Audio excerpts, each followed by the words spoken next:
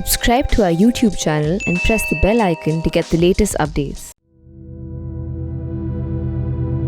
Ahead of the assembly polls in Uttar Pradesh next year, the opposition in the state has found a fresh rallying point, a fresh fillip with which to corner the government, which is of course the Lakhimpur Kheri violence and the BJP's brazenness after that.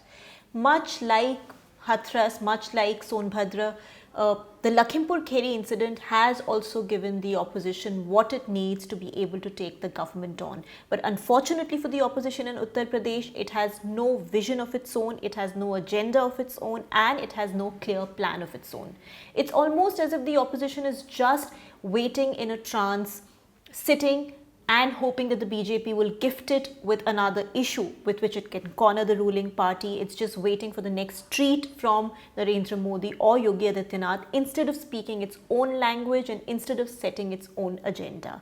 In the Lakhimpur Kheri case, we've seen how the opposition has managed to corner the government, has raised the issue consistently and in a fierce manner.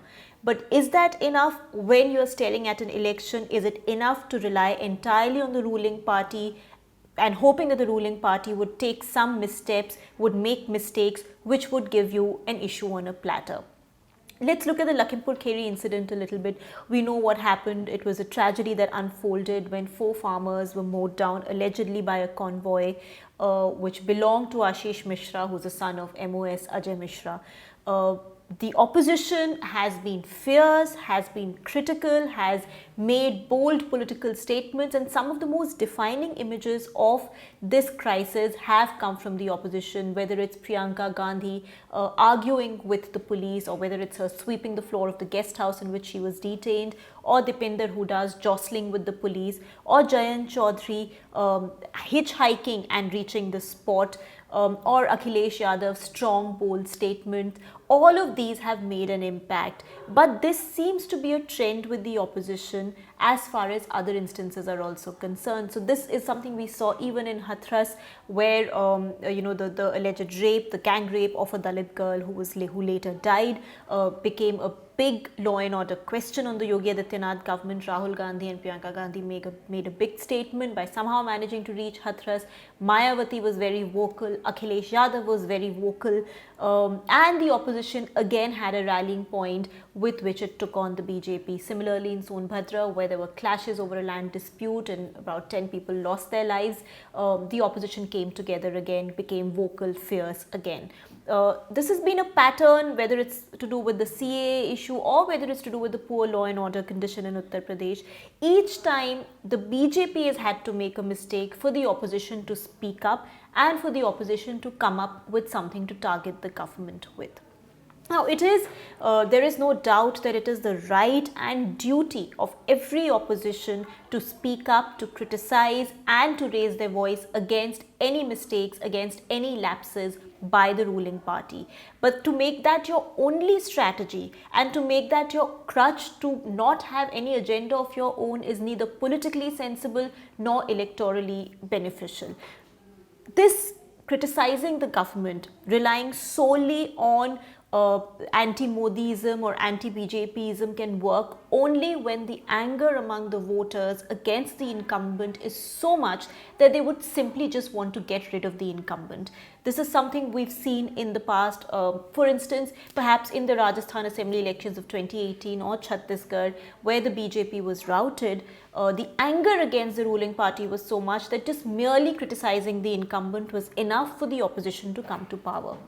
But that's not always the case, and at this point, unfortunately for the opposition, neither Narendra Modi nor the BJP and perhaps not even Yogi Adityanath have reached that stage where there is so much public anger or public disillusionment with them. So the opposition has to think more creatively and come up with far more. For example, in the 2014 general elections, I would say it was more a vote in favor of Narendra Modi and what he was offering, the alternative thinking that he was offering, the vision that he was offering, than it was a vote against the UPA. And that is precisely the kind of thinking that the opposition needs to come up with. Every voter wants to see the political party that they perhaps are considering voting for coming up with its own vision, with its own agenda, offering something. Merely criticizing the government cannot be your only political strategy, cannot be your only political approach. And in Uttar Pradesh, with assembly elections due in just a few months now, it clearly seems like the opposition lacks complete imagination, lacks complete connect with the voters, and lacks a strategy of its own. It may have found a voice, but it still does not have its own language, and that's the most important thing ahead of elections, to be able to set the agenda.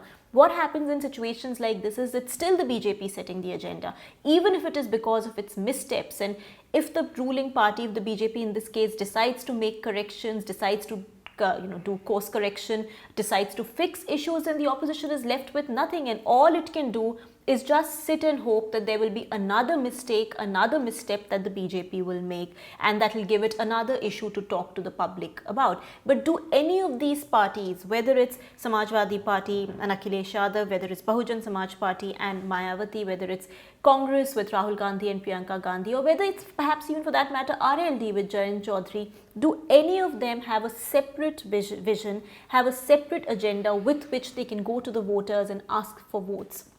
As I said, merely being anti-Modi, anti-Yogi, anti-BJP is not going to be enough for the opposition. They need to speak their own language. For more, you can log on to our website, theprint.in, to read my column.